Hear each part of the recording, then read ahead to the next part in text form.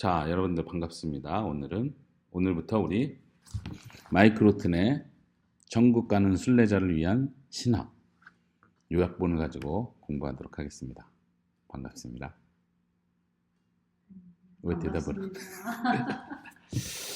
자, 오늘부터 서론, 왜 신학을 공부하는가 그 강의안을 보면서 쭉 설명을 할 거예요. 그러니까 여러분들이 같이 읽고 그 다음에 제가 설명하는 식으로 가도록 하겠습니다. 자, 마이크로튼은 뭐 소개는 하지 않고 마이크로튼이 본래 썼던 조직신학책 더 두꺼운 책이 있는데 이거는 그 뒤에 쓴 마이크로튼이 스스로 그 두꺼운 조직신학책을 요약했다 해가지고 쓴 책이에요. 근데 이제 마이클 호튼의 이 신학책의 특징은 뭐냐면 조직신학과 성경신학을 아주 잘 접목해서 쓴 책이다.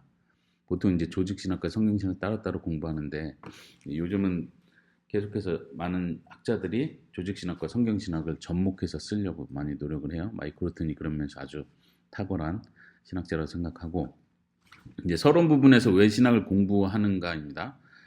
첫 번째, 여행 중에 있는 순례자들 한번 같이 읽어보겠습니다. 시작. 이 책은 순례자들 곧 여행 중에 있는 사람들 이 세상과 다가올 세상에서 삶에 대한 의미를 찾아 여행하는 사람들을 위한 지도이다. 이 책은 신학적인 이해의 여행을 하는 사람에게 길을 가는 동안 식별해야 할 올바른 좌표와 중요한 이정표를 보여주는 여행 안내자가 될 것이다. 네, 이 책에 대해서 소개하면서 이제 우리 배우는 사람들, 성도들을 가리켜서 순례자라는 표현하는 거예요. 나그네. 그러니까 목표를 향해서 이렇게 가고 있는, 여행하고 있는 사람, 이런 뜻에서 성도들을 그렇게 표현을 하는 거고, 그 순례의 길 중에 우리가 식별해야 될 올바른 좌표들이 있다. 그러니까 여행하는 사람들이 제일 중요한 게 어떤 이 표지판들이잖아. 내가 어디로 가야 되고, 어디서 여기가 지금 어느 지점이고, 이런 표지판들이 굉장히 중요한데, 이정표. 이 책이 그런 안내자 역할을 할 것이다. 이렇게 표현합니다. 두 번째, 드라마에서 제자도까지 그 앞부분만 첫 번째 줄만 읽어볼게요. 시작. 나침반은 성경이 주로 개인적인 경험이나 도덕성에 관한 것이 아니라 하나님의 계시며 우리와 함께 하시는 하나님의 역사라는 것을 이해할 수 있도록 도와줌으로써 우리의 여행을 도와준다. 나침반은 이렇게 했잖아요. 이제 옛날 시대 여행이다 생각하고 지금 내비게이션 있지만 이 나침반은 방향을 가르쳐 준다는 면에서 아주 필수적이죠. 이 나침반은 성경이 하나님의 계시라는 것, 그리고 우리와 함께 하시는 하나님의 역사라는 것을 이해할 수 있도록 도와줌으로써 우리의 여행을 도와준다. 그러니까 성경이 하나님의 계시고 성경이 하나님의 역사라는 것을 알게 해준다. 하나님이 우리와 함께하는 역사라는 것을 성경이 가르쳐준다는 거예요. 그래서 결국은 나침반 역할을 하는 게 성경이다, 이 얘기를 하는 거죠. 그것을 통해서 그 나침반 역할을 하는 성경을 통해서 우리는 이 순례자, 인생의 순례의 여정길을 도움을 받으면서 갈 수 있다.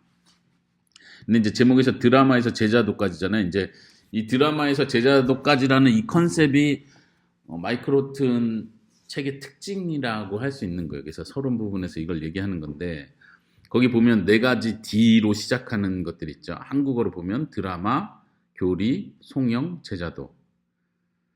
이제 아까 말한 대로 마이크로튼 조직신학의 특징은 어쨌든 성경신학적인 관점으로 가는데 성경신학이라는 건 뭐냐면 조직신학은 성경 안에 있는 여러 주제들, 토픽별로 성경 전체의 내용을 원리들, 이론들을 가져온 거고 예를 들면 신론 그러면 하나님에 대해서 구약에서부터 요한계시록까지 하나님에 관한 어떤 정보들을 요약해서 만들고 뭐 구원론 하면 구원에 대해서 성경에서 어떻게 말하는지 하고 구원에 대한 조직적인 체계를 공부하는 게 조직신학이라면 성경신학은 창세기부터 요한계시록까지 중요한 건 이 이야기 역사의 순서대로 성경을 쭉 이해해 가는 거예요. 창세기는 역사의 시작이라면 요한계시록은 역사의 마지막을 보여주듯이 그 과정 속에서 역사 순서대로 이스라엘이 어떻게 발전했고 그 속에서 하나님의 계시가 어떻게 드러나고 있고 예수님이 오셨고 이 순서대로 그래서 이제 이야기라는 표현을 많이 하는 거예요. 그래서 첫 번째 드라마라는 건 그 이야기를 말하는 거예요. 그리스도를 역사의 줄거리로 하는 큰 이야기. 이게 이제 성경 창세기부터 요한계시록까지 쭉 이어지는 큰 스토리다, 드라마다 이렇게 표현을 하는 거고, 그 다음에 교리는 그런 면에서 이제 조직 신학적인 면을 보여주는 거죠. 그냥 이야기만, 성경의 이야기만, 아담이 이랬고 아브라함이 이랬고 다윗이 이랬고 이 이야기만 알고 끝나는 게 아니라 그 속에서 하나님이 말씀하시는 하나님은 어떤 분이신지, 인간은 어떤 분인지, 그 거기서 나온 토픽처럼 인간이 죄를 짓고 타락했다는 게 무엇인지, 구속, 회복, 영화, 교회, 종말, 그리스도인의 삶, 이런 토픽별로 알아가는 거예요. 그래서 이게 이제 어떤 면에서 꼭 순서를 말한다기보다는 이 네 가지 중요한 좌표들, 이정표라고 표현할 수 있는, 이게 이제 성경 안에서 발견된다는 거예요.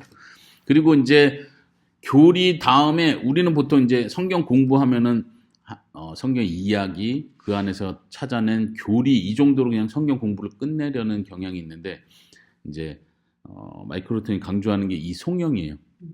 덕설러지라고 하는데, 송영은 드라마와 교리는 우리를 찬양과 예배로 이끈다. 송영이란 말이 이제 찬양과 예배를 말하는 거예요. 그냥 우리가 성경을 공부하고 조직 신학을 알고 성경 신학을 알고 하나님이 어떤 일을 했는지를 알아갈수록 우리의 목표는 송영으로 가야 된다는 거죠. 송영으로. 찬양과 예배로 표현돼야 된다. 왜냐면 우리는 머리로만 알고 끝나는 게 아니라 마음으로 믿고 입으로 시인하고 고백하는 거니까. 하나님에 대해서는 막 배우는데, 이제 오늘날 좀 안타까운 경향이 그런 거예요. 막 지적으로는 막 배워가는데 감동적으로 하나님 앞에 경배하는 모습이 없는 거예요. 예를 들면 설교 시간에 설교는 듣는데 그냥 교양 과목, 대학교에서 교양 과목 듣듯이 설교를 듣는 거야. 저 도움되는데, 저 쓸만한 실용적인 내용인데, 저거 이해돼, 오케이 하고 하나님 앞에서 듣는다는 어떤 두려움이나 경건한 마음, 설교를 듣고 나서 하나님을 높이고 찬양하는 이런 것까지 연결이 안 되는 거죠. 이런 게 오늘날 굉장히 안타까운 건데, 이걸 강조하는 거예요. 이 책에서 그걸 목표로 한다는 것도. 또 마지막은 제자도, 디사이플십. 제자도는 위 세 가지 좌표는 세상을 사는 새로운 방식으로 이끈다. 그러니까 이 세 가지 좌표를 통해서 마지막 목표는 제자도로 나가야 된다는 거예요. 그러니까 송영 자체도 끝나면 안 돼요. 왜냐하면 입술로 고백하고 마음으로 느끼고 끝나면 안 된다는 거죠. 이게 결국은 삶으로 변화가 돼야 되고 내 삶이 어떻게 변화되는지에 초점을 둬야 된다는 거예요.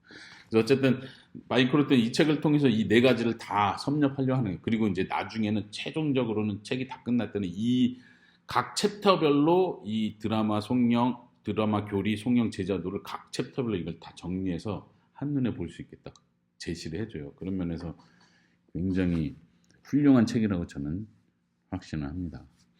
그 아래 보면요, 이 네 개의 좌표는 우리의 믿음과 실천, 머리와 마음, 신학과 실천적인 삶, 이 두 가지 대비될 것 같은 이것을 통합한다. 무슨 말인지 알죠? 우리의 삶과 분리되어 드라마에서 일어났다 하나님의 능하신 역사들은 교리적 차원에서 우리를 위해 일어난 것이며, 이제 송영으로 우리를 감싸고 세상에서 제자도로 우리의 사는 방식을 형성한다. 보세요. 삶과 분리되어 일어났던 하나님의 능하신 역사들. 그러니까 아담 이야기, 아브라함 이야기, 다윗 이야기는 우리의 삶하고는 상관없잖아요. 그건 분리된 하나님이 역사에서 하셨던 그 이야기예요. 우리는 1차적으로 이걸 이해해야 되는 거예요. 이게 드라마예요. 그러니까 우리가 TV 속의 드라마를 보면서 물론 나중에는 공감이 되지만 실제 이야기는 내 이야기는 아니잖아. 근데 이제 나중에 공감을 하게 되는 거죠. 성경 이야기도 아브라함, 다윗의 이야기는 나의 이야기는 아니야. 그러나 하나님이 여기서 표현한 대로 우리의 삶과 분리되어 일어났다 하나님의 능하신 역사들이 교리적 차원에서 우리를 위해 일어난 거다. 예수님 십자가에 죽었는데 다윗이 이렇게 했는데 다윗의 이런 모범이 결국은 예수님을 보여주고 그 예수님의 삶이 나에게 적용되는구나. 이게 이제 교리적 차원에서 이해가 된다는 거죠. 나에게 연관된 것으로. 그리고 거기서 끝나지 않고 성령으로서 우리를 감싼다. 우리에게 감동적으로, 감성적으로 다가오고 우리를 위로하는 거죠. 그리고 마지막은 세상에서 제자도로 우리의 사는 방식을 형성한다. 이 네 가지가 같이 들어가야 된다는 거죠. 우리가 이 책을 공부하면서 가야 될 건, 이제 물론 처음에는 제가 설명하고 이걸 풀어내는 거기 때문에 설명하는 중심으로 가니까 계속 드라마 교리 이런 쪽으로 계속 강조가 될 것 같지만 여러분들이 같이 느껴야 되는 건 이게 송영과 어떻게 연결되는지 어떻게 여기서 내가 하나님께 감사해야 될 부분이 뭔지 하나님께 뭘 영광 돌려야 되는지를 계속 배워가는 거죠. 그리고 나중에는 최종적으로 우리가 계속 이게 튼튼히 기초가 쌓여가면 자연스럽게 내 삶이 바뀌는 내가 이렇게 살아야 되는구나. 내 인생이 이렇게 살아야 되는 이 성경의 기초 위에서 하나님이 하신 그 일을 위해서 그게 나를 위한 일이었고 그 감사한 하나님께 감사하면서 내 삶이 어떻게 변화되는지 그게 연결돼야 되는 거죠. 이게 우리가 어떠면 공부의 목표이기도 합니다. 세 번째는 하나님의 아들의 복음. 이제 성경 전체 이야기 핵심은 하나님의 아들의 복음이죠. 예수님의 복음에 대한 것인데 그 앞부분 같이 읽어보겠습니다. 시작. 그리스도인이 되는 것, 그리스도께로 회심하는 패러다임 전환은 단순히 기독교가 진리라는 것을 합리적으로 설득하는 것 이상을 필요로 한다. 기독교 신앙은 한 인격체에 대한 헌신을 요구한다. 그러기에 이 책은 하나님의 존재 증명과 논쟁적 이슈들을 다루는 것에서부터 시작하기보다 성경, 기독교의 핵심적인 주장, 이야기의 절정, 즉 복음에서부터 시작한다.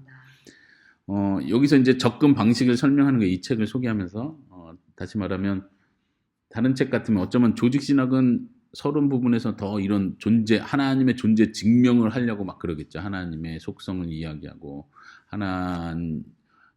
특별히 변증학 책이나 이런 것들은 하나님의 존재를 증명하는 것에 더 관심을 갖고 창조론과 진화론을 이야기하면서 그 대조를 가져오는데 초점을 두지만 여기 이 책에서는 그렇게 하지 않겠다는 거예요. 왜냐하면은 이 책은 성경의 핵심적인 주장에서부터 즉 복음에서부터 시작하겠다.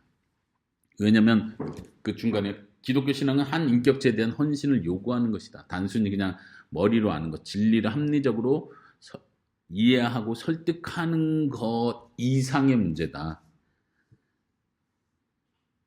기독교의 신앙은 그렇기 때문에 그거를 설득하는 것 자체를 목표로 하지 않고 먼저 전제를 하겠다는 거예요. 전제를 하고 하나님께서 하셨고 하나님께서 우리를 위해서 구원의 길을 이미 이루셨다는 걸 설명하고 가겠다는 거예요.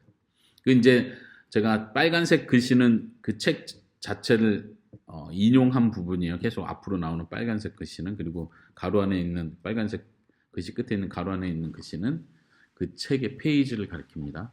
근데 이제 빨간색을 인용을 그대로 가져오는 이유는 몇 가지가 있는데 아주 좋은 문장, 이게 명언같이 속담같이 아주 좋은 문장일 때 제가 가져오고 혹은 좀 어려운 문장 이거는 그냥 어떻게 쉽게 그냥 내가 요약한 걸로 쉽게 그냥 표현하기보다 이건 저자의 표현 그대로를 가져오는 게 더 낫겠다. 혹은 때로는 나는 동의하지 않지만 마이크로트는 이렇게 이야기하더라.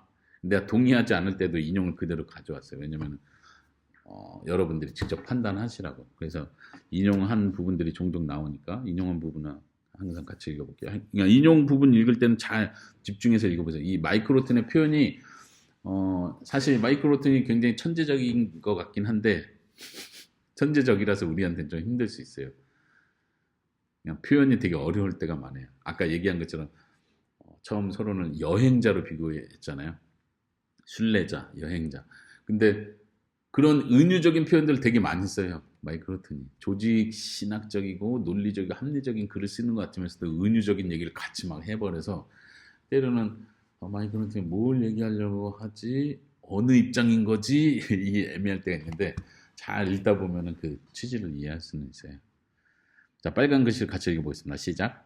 우리는 오직 복음을 받아들이고 난 후에야 하나님과 우리 자신에 대한 진리를 완전한 색깔로 볼 수 있다. 이제 완전한 색깔 이런 표현이 은유적인 거죠. 그러니까 마이크로튼이 생각하는 건 기본적으로 우리가 복음을 먼저 받아들여야 된다. 하나님에 대해서 다 리서치해가지고 조사해서 다 알고 나서 하나님 이런 분이었단 말이야. 인간에 대해서 다 조사, 인간이 이랬단 말이야. 다 알고 나서 다 이해하면 믿어지는 게 아니라는 거죠. 기본적인 하나님의 이야기를 들려주고 이 이야기가 하나님이 우리에게 준 이야기입니다. 받아들이십니까? 예. 도덕적인 문제로, 인격적인 문제로 받아들이고 난 후에 진리를 완전한 색깔로 볼 수 있다. 네, 어떤 그리스도인들은 사람들을 설득하여 유신론을 받아들이게 한 다음 복음을 전하는 것이 낫다고 생각한다. 유신론은 신이 존재한다는 걸 일단은 받아들이게 한다는 거예요. 그러니까 많은 신 존재 증명이 성경에 하나님이란 전제는 없어요. 그냥 신이 존재하는가, 절대자가 있는가, 창조자가 있는가 이런 문제인데 그걸 받아들인다고 해서 복음을 받아들이는 건 완전 별개예요. 왜냐면 많은 신을 믿는 많은 종교인들이 있기 때문에. 근데 그게 별개라는 거예요. 근데 많은 크리스찬들은 도리어 생각하기를 신이 있다는 걸 일단 증명하면 그 다음 복음 들어가기가 쉽다고 생각해. 근데 그건 별개라는 거예요. 그렇죠? 예. 사실 하나님의 존재를 믿는 것은 바로 복음이다.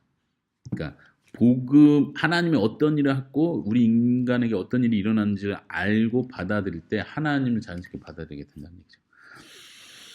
그 작은 1번에 보면 복음은 하나님의 계획과 약속과 성취에 대한 선언이지 우리에 대한 선언이 아니다. 다시 복음은 하나님의 약속과 계획과 약속과 성취에 대한 선언이다. 이 명제를 잘 기억하세요. 복음은 우리에 대한 어떤 선언이에요. 예를 들면 복음은 당신은 구원받았습니다. 이게 복음이 아니에요. 복음은 하나님이 하신 일, 계획, 약속, 성취에 대한 선언이지 우리에 대한 선언이 아니다. 둘째, 성경의 주된 메시지는 그 아들에 대한 복음이다. 그렇죠? 핵심은 예수 그리스도. 복음은 내적 경험이나 주관적인 도덕적 충동이 아니라 다시 복음은 내적 경험이나 주관적인 도덕적 충동이 아니다. 이렇게 느끼고 내가 판단하기 좋다, 아름답다 막 이런 주관적인 것이 아니고 특별한 역사적 사건들에 대한 계시이다. 복음은 객관적인 거예요. 역사적으로 일어난 어떤 일을 가리키는 거예요.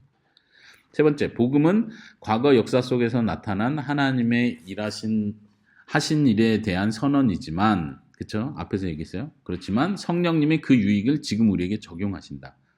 복음과 연관해서 역사 사실로 끝나지 않고 그게 우리에게 적용되는 거죠. 아까 앞에서 드라마, 교리는 이제 우리에게 적용되는 어떤 것이라고 했다면, 그래서 이제 우리가 송영이 나온 거죠. 마지막 줄. 우리가 성경 전체에서 추구해야 할 것은 진실로 예수 그리스도와 그 안에 있으며 아버지 하나님이 그를 통해 우리에게 주신 무한한 풍성함을 아는 것이다. 우리가 성경에서 추구해야 할 것은 무한한 풍성함을 아는 것이다.